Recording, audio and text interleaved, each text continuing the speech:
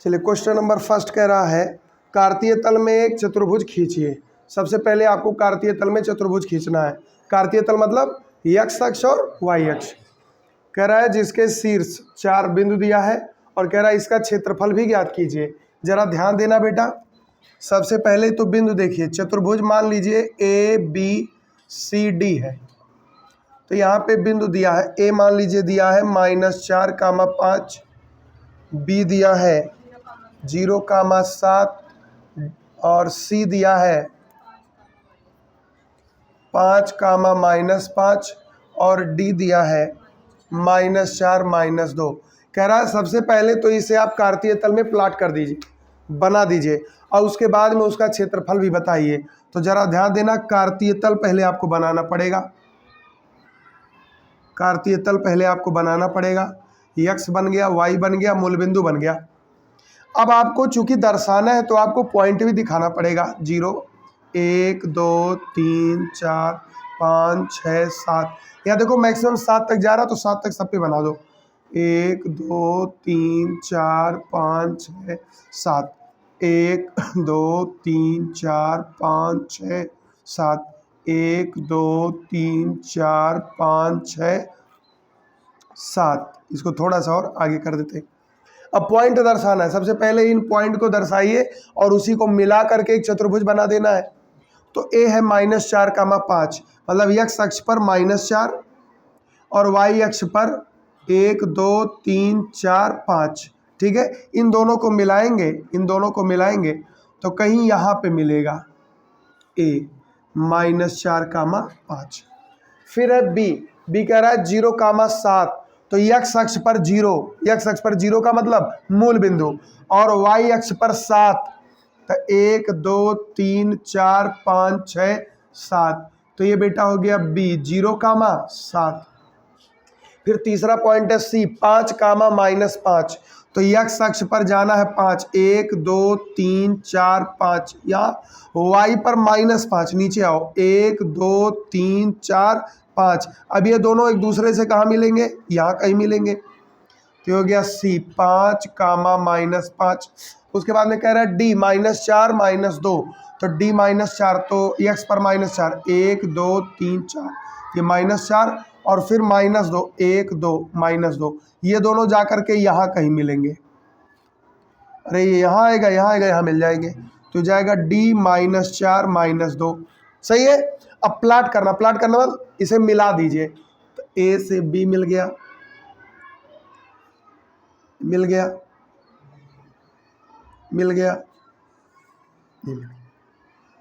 अब देखो ये चतुर्भुज बन गया। तो पहला काम तो क्लियर हो गया कि हमको चतुर्भुज बनाना था कार्तीय तल में, तो वो तो बन गया। अब हमें कह रहा है कि इसका क्षेत्रफल बता दीजिए।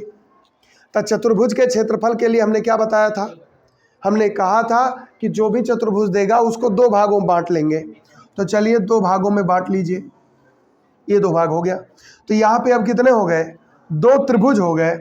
तो चतुर्भुज ए बी, थोड़ा नीचे लिखना पड़ेगा, तो इसलिए चतुर्भुज ए बी सी डी का क्षेत्रफल ये बराबर किसके हो जाएगा? त्रिभुज, एक त्रिभुज ले लीजिए ए बी सी का क्षेत्रफल और फिर प्लस लगाओ ए डी सी, त्रिभुज ए डी सी का क्षेत्रफल। अब आप जानते हैं त्रिभुज के क्षेत्रफल का सूत्र। त्रिभुज का क्षेत्रफल सूत्र होता है 1/2 x1 y2 - y3 x2 y3 - y1 x3 y1 - y2। यही तो आपको बताया गया था। अब 2 बार ये फार्मूला, इसके लिए भी यही फार्मूला, इसके लिए भी यही फार्मूला लगा दीजिए भाई। 1/2 x1, तो त्रिभुज A B C x1 -4 y1 5, फिर x2 y2 x3, तो उसी क्रम में लिखिए। x1 हो गया -4, फिर है y2 कितना है 7, -y3 -5, तो ये +5 हो जाएगा। x2 0, तो जब 0 आ जाए तो अंदर कुछ लिखने का मतलब नहीं है, वो 0 ही होगा। प्लस में 5 x3 है 5, उसके बाद में क्या आएगा y1 माइनस y2, तो y1 कितना है 5 और y2 कितना है बेटा 7। बंद कर दीजिए, समझ गए। अब इसका एरिया निकालने के लिए हमने व्यवस्था कर दिया। अब इसका एरिया निकालना तो यहाँ प्लस लगाइए, 1/2 लगाइए, ब्रैकेट बनाइए। अब इसके लिए a इस तरह से चलेगा, तो x1 है -4, y2 माइनस y3, y2 कितना है -2, y3 कितना है -5, तो -2 और -5 करेंगे तो +5 हो जाएगा। फिर प्लस आओ, फिर कितना है -4, तो यहाँ पे आप -4 ले लो, -4। फिर क्या आएगा y3 माइनस y1, तो y3 है -5 और y1 कितना है 5, तो -5 -5 हो गया। फिर आ जाइए, फिर है x3 कितना होगा 5, तो x3 5 हो गया। फिर y1 माइनस y2, तो y1 है 5 और y2 कितना है -2, तो हो जाएगा 5 और माइनस +2। अब इन्हीं को सॉल्व करके जोड़ करके जो आ जाएगा वही आंसर होगा। तो चलिए ये हो जाएगा बेटा 1/2, यहाँ 7 5 12 चौका -48 है, 0 है छोड़ दीजिए, 5 में से 7 गया -2, -2 और 5 -10।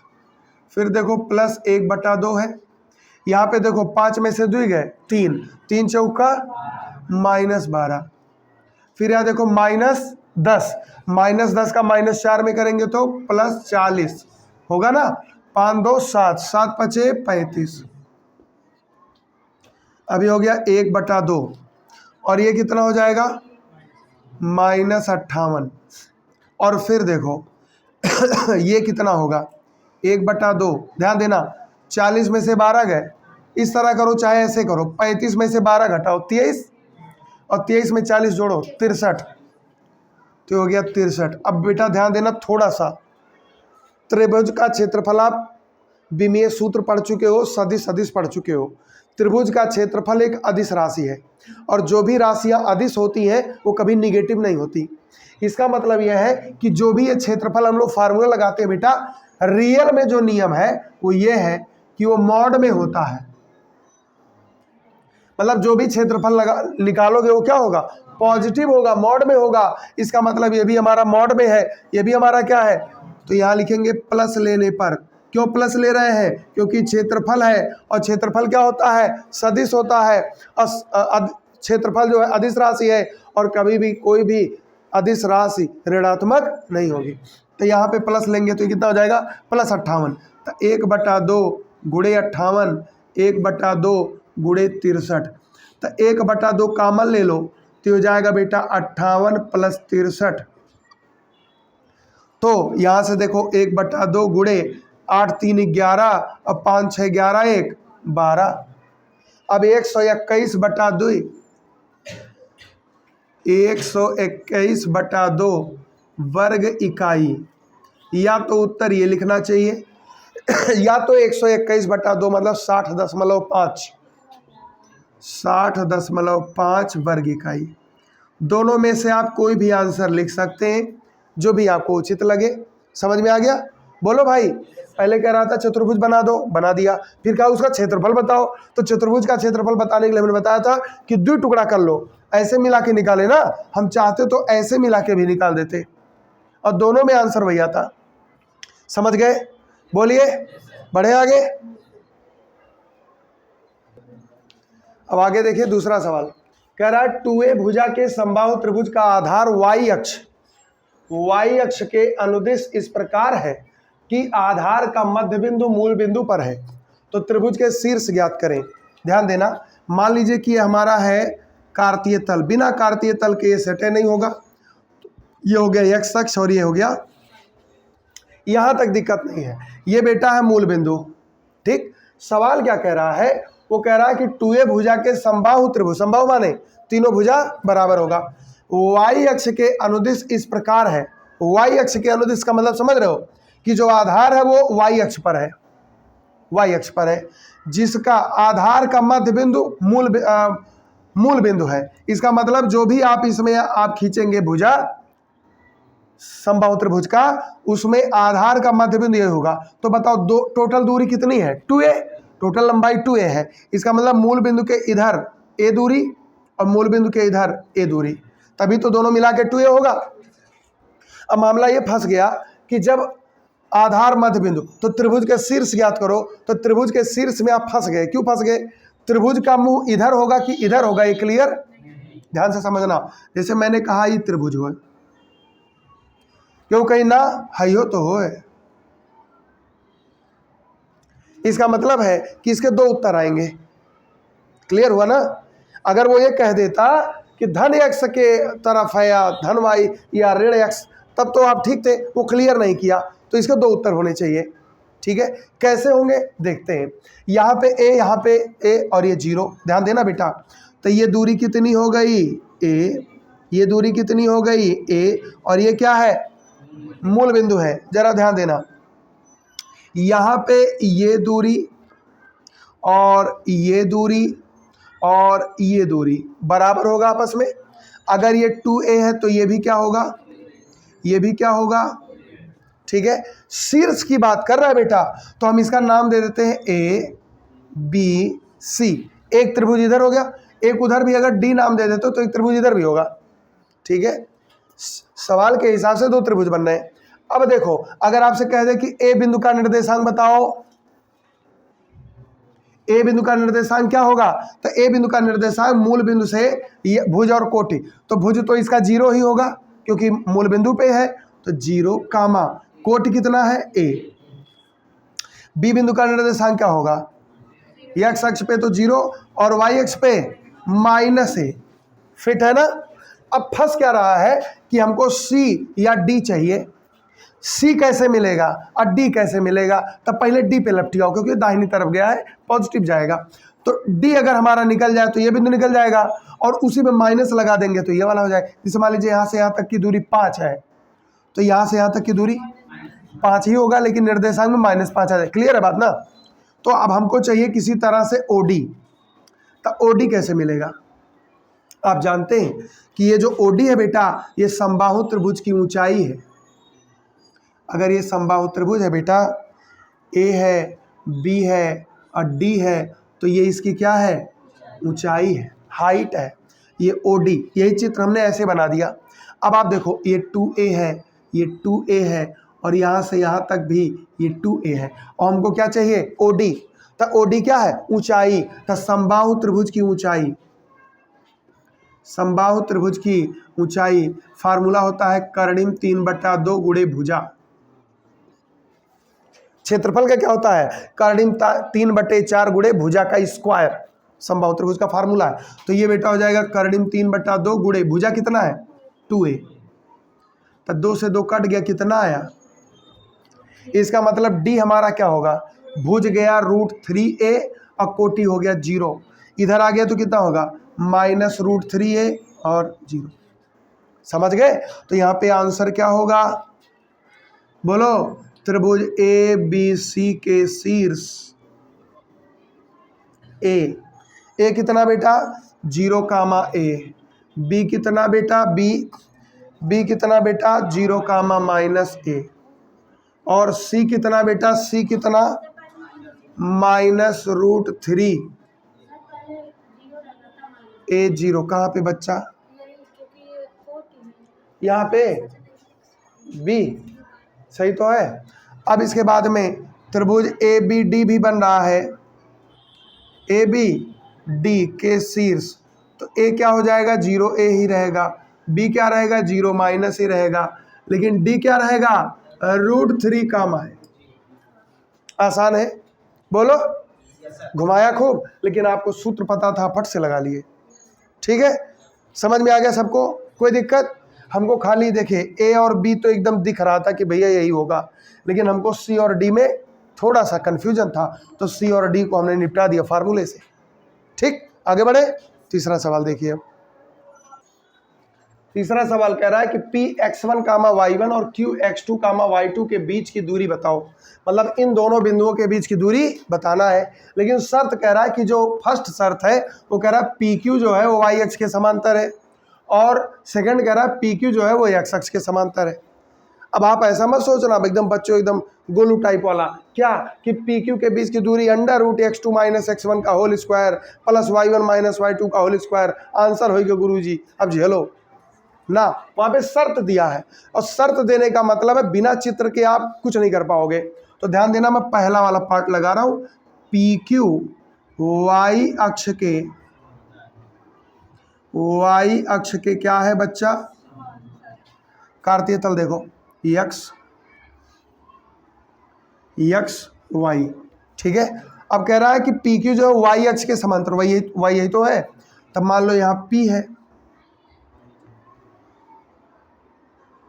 और मान लो यहाँ पे क्यू है, यहाँ भी क्यू हो सकता है, कोई टेंशन नहीं है, यहाँ पे क्यू है।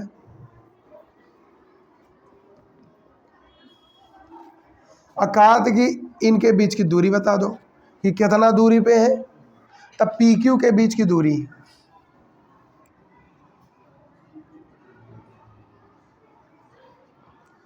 ध्यान देना पी क्यू के बीच की दूरी कैसे पता चलेगी, तो पी क्यू के बीच की दूरी क्या पता चलेगी, ध्यान देना। ऐसा अगर कहीं स्थिति बन रहा है तो ये जो यक्स है बेटा ना, ये जो यक्स है ना, ये सेम होगा, नहीं होगा। अगर इस बिंदु का निर्देशांक 5,3 है और इस बिंदु का निर्देशांक भी 5, समथिंग होगा, क्योंकि 5 जब रहेगा तभी एक समांतर पड़ेगा। इसका मतलब इसमें x1 और x2 क्या होंगे, बराबर होंगे, x1 बराबर x2 होगा। पहली चीज़ तो क्लियर हो गई। अब दूरी हमको कैसे पता चलेगा, इनके बीच की दूरी कैसे पता चलेगा, हाई y1 और हाई y2, एकरे हेरियन कितना दूरी, एकरे हेरियन कितना दूरी है ना। तो यहाँ पे y1 और y2 के बीच, मतलब इनके बीच की दूरी अगर हमको बताना है तो कैसे पता चलेगा, कैसे पता चलेगा, अगर ये ध्यान से सुनना, अगर ये x अक्ष के ऊपर नीचे है तो दोनों दूरी जोड़ दो, है ना। और अगर ये दोनों एक ही तरफ है तो ज़्यादा में से कम के घटा दो, यही तो हुआ, ज़्यादा में से कम को घटा दीजिए, अच्छी बात है। तो इसका मतलब ये हुआ कि अगर यहाँ पे है तो y1 और यहाँ पे क्या आएगा, y1 और नीचे जा रहे हो, ध्यान से देखना मेरी बात समझो सारा। जैसे इस बिंदु का निर्देशांक हो सकता है 5,3, इस बिंदु का निर्देशांक हो सकता है 5,-7, ऐसा भी तो हो सकता है। अब अगर आपसे कोई कह दिया कि इनके बीच की दूरी बताओ, तो हाई 5 तो कोनो मतलब का नहीं है, लेकिन इनके बीच की दूरी कैसे पता चलेगी, 3 धन है क्या हो -7। अब y2 तो -7 है रही, y2 क्या होगा, -7 रहेगा। तो यहाँ पे आप इसको कह सकते हैं कि 3 और उसके बाद में यहाँ पे लगा दो माइनस और -7, तो इस हिसाब से दूरी हो जाएगा 3 + 7 और ये 10 होगा, समझे। अब देखो यही पॉइंट उठ करके अगर यहाँ आ जाए तो यहाँ जब मान लीजिए क्यू यहाँ पे है तो क्यू का निर्देशांक क्या हो जाएगा, 5, मान लीजिए 2 हो, भाई ये 3 हो तो ये 2 हो सकता है, तो इनके बीच की दूरी क्या होगी, 3 - 2 बराबर, तो इनके बीच की दूरी कितनी हो गई, 1 इकाई। मेरी बात समझिएगा पहले। तो ये आंसर कैसे आएगा, तो आंसर आएगा बेटा y1 - y2 जैसे यही वरियन नहीं तो 3 में से 2 घट गए, यह आई जाई तो यह तो माइनस में जाई। तो दूरी अगर हमको बताना है तो हम कह सकते हैं भैया y1 माइनस, चाहे नीचे रहे चाहे ऊपर रहे चाहे संगरी रहे कहूँ रहे, हम इसको बता सकते हैं कि इसकी दूरी y1 माइनस y2।